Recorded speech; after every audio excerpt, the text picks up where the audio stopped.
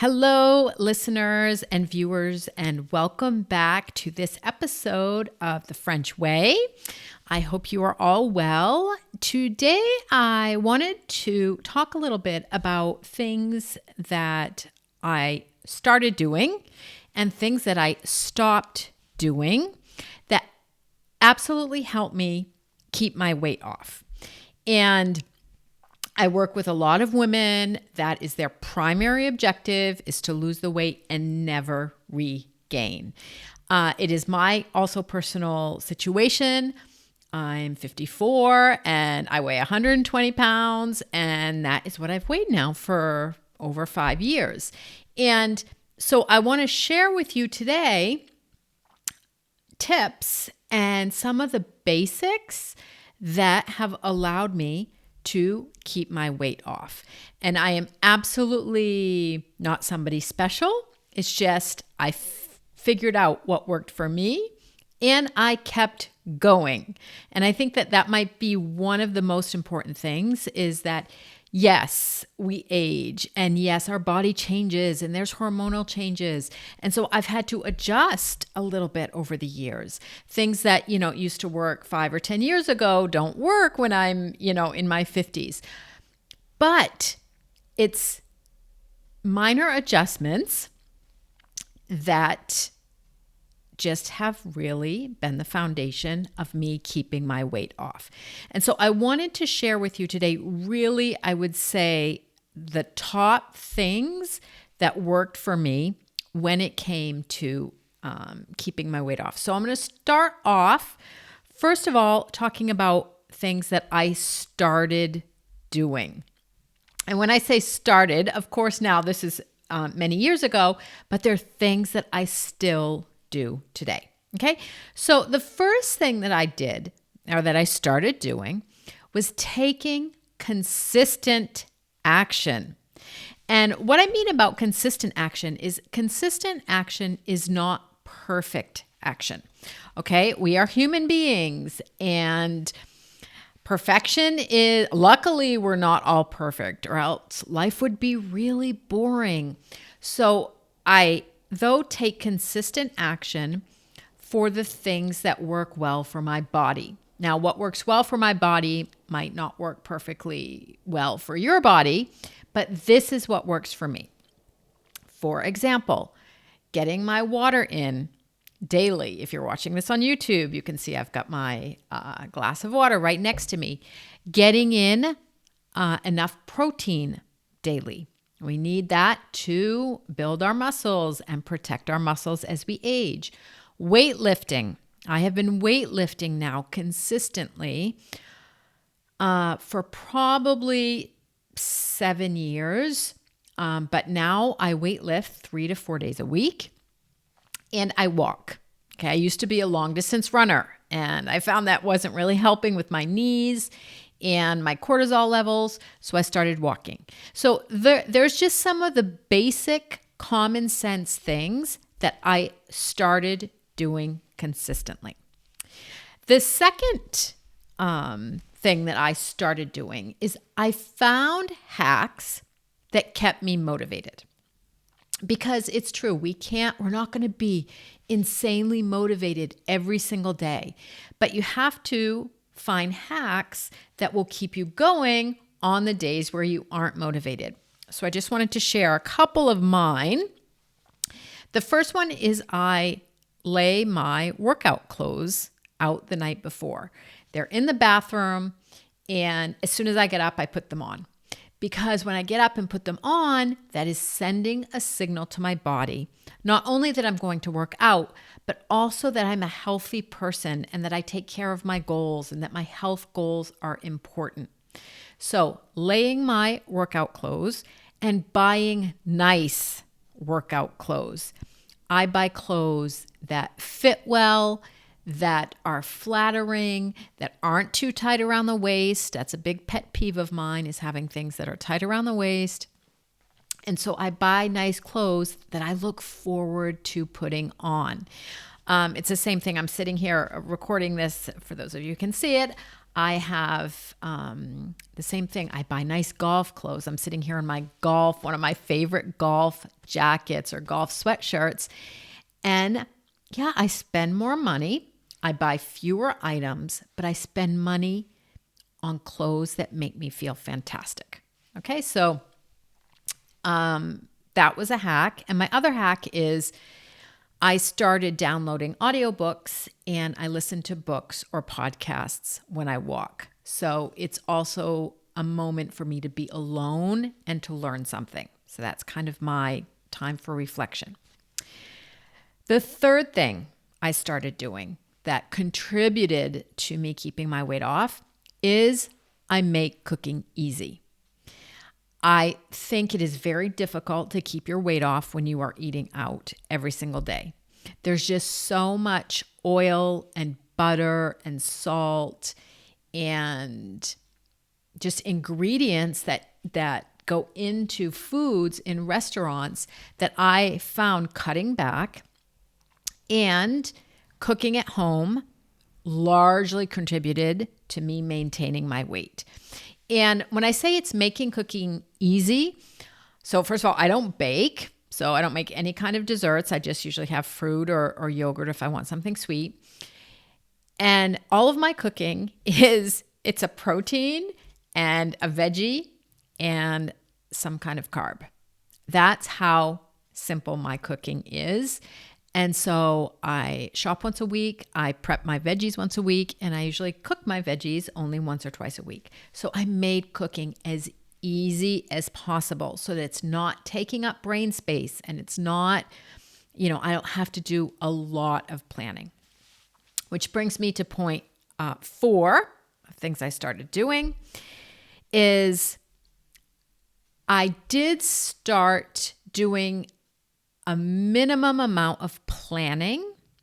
And what I mean by that is when it came to my meals, when it came to buying food that I had in my house, and when it came to when I was going to eat out, and my exercise.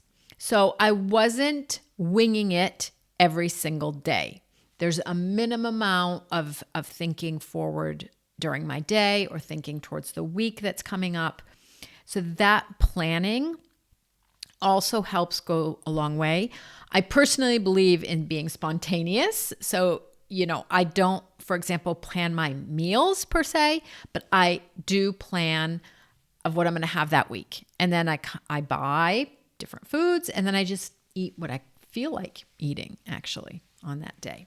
But a minimum amount of planning goes a long way. The fifth thing that I started doing is I started spending money on high quality foods. So I'm buying higher quality, but lesser quantity. And I'll give you a couple examples. I consider myself a wine snob. I love wine. I do not drink wine every single evening. And I'm absolutely not promoting that you drink wine also to lose weight. It's not what I'm saying.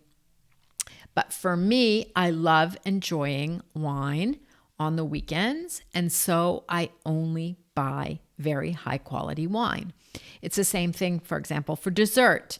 Instead of buying a box of cookies and having cookies in the house, if I want a nice dessert, I will go out and get one on the weekend and I'll spend more money for it.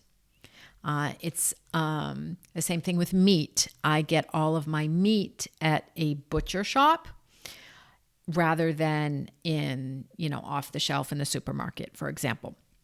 So spending more money, but on lesser volume.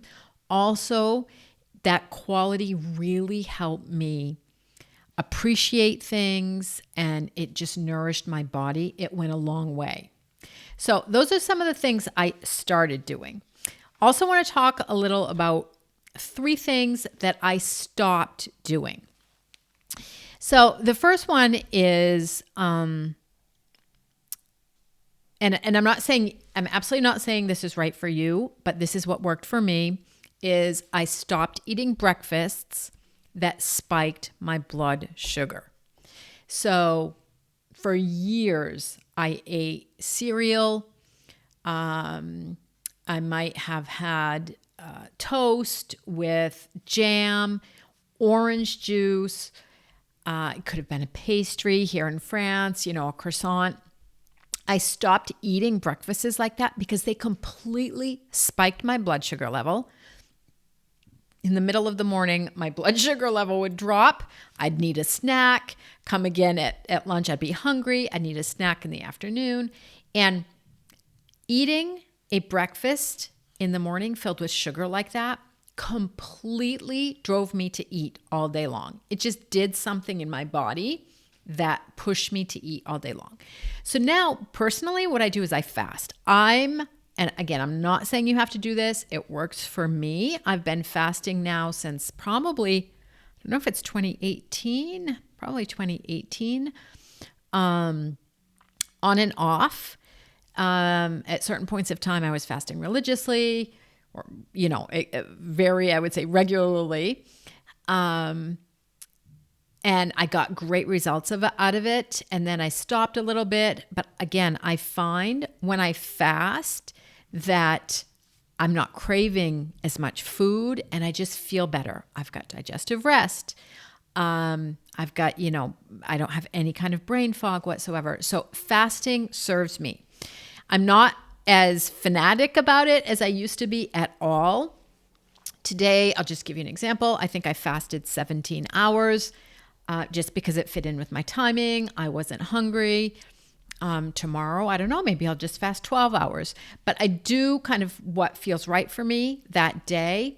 But I do make a conscious effort to fast usually at least 14 hours. And then usually once a month, I'll do a 24-hour fast. My body feels good. It helps control my blood sugar level. There's cellular renewal. It's just so many benefits. So that's what I did is I stopped eating breakfast foods that were spiking my blood sugar level.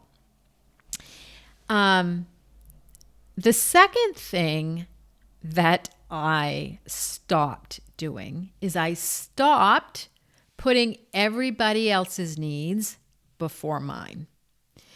And so again, this would have been, 5 or 6, 7 years ago. I had kids that were in high school at that time. I had a husband. I had, a job. I had family. And as women, I think a lot of times we put ourselves last. And I stopped doing that. I told myself my needs were important. The reason that I want to keep my weight off is also because I want to be healthy. That is the fundamental reason. I don't want to take medication. I want to stay off medication and I want to live until I'm 90 years old and I want to be able to walk and hike and do yoga and golf. And so to do that, I knew that I had to put my needs first, whether that be self-care, rest, saying no to maybe going out with friends sometime, or a lot of times for me, it looks like also going into my bedroom and being alone when the house is filled with people. So I stopped putting everybody else's needs first, which we so often do as women. And the last thing I stopped doing is I stopped starting over. And so if you can see me on YouTube, there's air quotes there.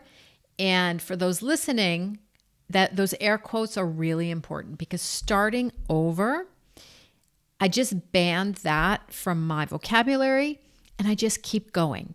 And that was a huge mindset shift, is that starting over, it actually made me feel like a failure, and maybe the energy that you have when it comes to starting over is different. But for me, I would say, okay, tomorrow I'll start over, or Monday I'll start over, or next Monday I'll start over.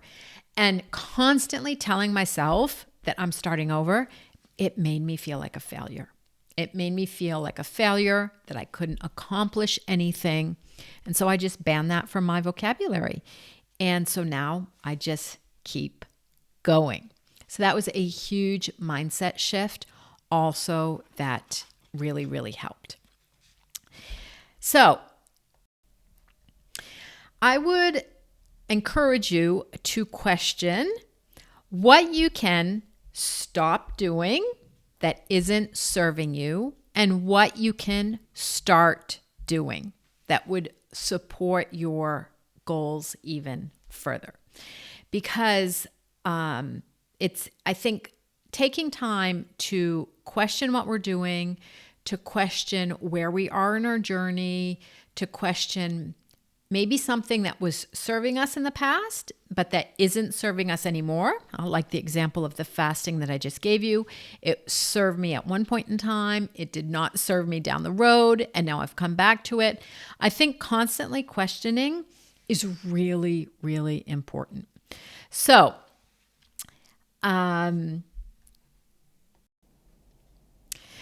in conclusion, all of this is really, really important, ladies, because I promise you, it is 100% possible to take your weight off and to keep it off. I personally lived in fear for many years of gaining it back. And now, as I've said, I haven't gained it back. I haven't gained it back for years. A lot of the points that I gave you today, they've just become who I am. There's a lot of mindset work also that goes into keeping weight off and keeping it off from an energy that is empowering and not punishing. So that's a topic that I haven't gone into a lot today. It's work also that I do a lot with my one-on-one clients. Because coming at it from an energy that is where you're curious or you're innovating, you're questioning, it will help you so much more than coming at your weight loss journey from resentment and punishing yourself and like hard, tough love. I just don't think it works, and it will not work long term. And my clients have found that an energy that is so much more filled with compassion and curiosity will go a much, much longer way. So wishing you success in your weight loss journey. If you would like to talk, please reach out, and hoping you have a fantastic week. Take care, everyone.